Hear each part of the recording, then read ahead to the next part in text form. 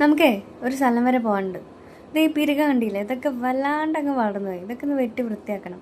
പിന്നെ ഞാൻ കഴിഞ്ഞ ദിവസം നിങ്ങളത് പറഞ്ഞിട്ടുണ്ടായില്ലേ, ഒരു ലേറ്റ് ഡേ ഹെയർ സ്റ്റൈല് എല്ലാവർക്കും ഇഷ്ടപ്പെട്ട, അല്ല ഒരു 4 പേര് പ്രശംസിച്ചേ ഇതാ.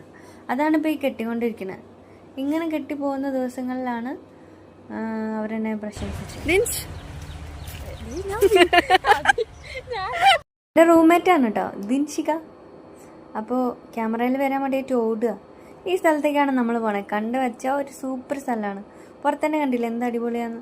ഞാൻ ആദ്യം വരുമ്പോൾ ഇവിടെ ഇങ്ങനെയല്ലായിരുന്നു കേട്ടോ. പിന്നെ ഇത് ഒന്ന് പുതുക്കി പണി അടിപൊളിയാക്കിയതാണ്.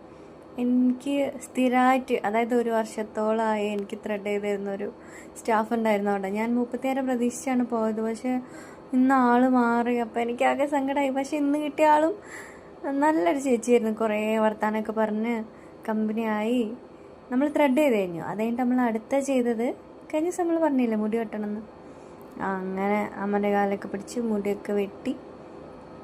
ഇച്ചിരി വെട്ടുള്ളൂ കേട്ടോ, പാർലറിൽ പോയി വെട്ടാൻ മാത്രമൊന്നുമില്ല. എന്നാലും വെട്ടിക്കഴിഞ്ഞാൽ വൃത്തിക്കിരിക്കാൻ വേണ്ടി നല്ലോണം വെട്ടി. ഇതൊരു സൂപ്പർ സ്ഥലമായിരുന്നു കേട്ടോ. നല്ല പാട്ടൊക്കെ കേട്ട് അടിപൊളിയായിരുന്നു ചെയ്തു. അന്ന് ഞാൻ ഉച്ചയ്ക്ക് പോയതുകൊണ്ട് തന്നെ വേറെ കസ്റ്റമേഴ്സൊന്നും അധികമായിട്ട് ഉണ്ടായിരുന്നില്ല. വൈകുന്നേരം ഇവിടെ ഭയങ്കര തിരക്കായിരിക്കും.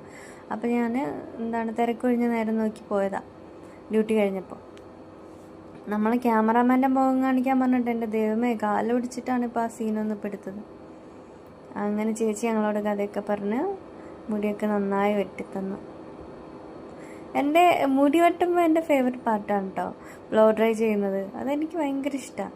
അപ്പോൾ ഇന്ന് ഞാൻ ആദ്യമായിട്ടാണ് പാർലറിൽ നിന്ന് ഹെയർ വാഷ് ചെയ്യുന്നത്. ഹെയർ വാഷ് ചെയ്തിട്ടാണ് എനിക്ക് മുടി വെട്ടി തന്നത്. എങ്ങനെയുണ്ട് കാണാൻ? മുടി വെട്ടി കഴിയുമ്പോൾ തന്നെ ഒരു സുഖമാണ് കേട്ടോ.